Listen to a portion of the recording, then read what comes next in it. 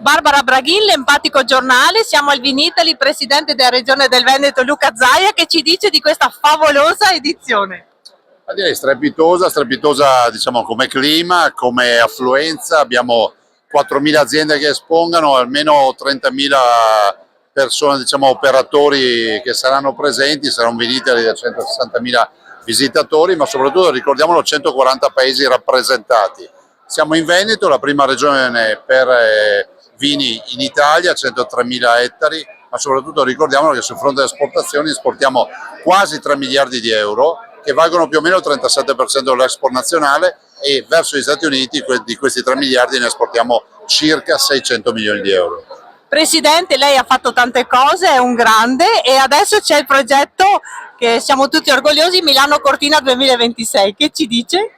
Quest'anno ho voluto anche brandizzare il padiglione del Veneto con questa immagine che mette assieme, diciamo, il tema di Milano Cortina, visto considerato che è una mia, fra l'altro, idea e diciamo, l'ottenimento delle Olimpiadi l'ho voluto con forza, e dall'altro ovviamente il connubio dello sport con il tema dell'agricoltura e della viticoltura. Penso che ne sia uscita una bella immagine che tutti possono apprezzare. Complimenti a Vinite e complimenti al grande presidente della Regione del Veneto Luca Zaia. Barbara Braghin, l'Empatico Giornale. Grazie.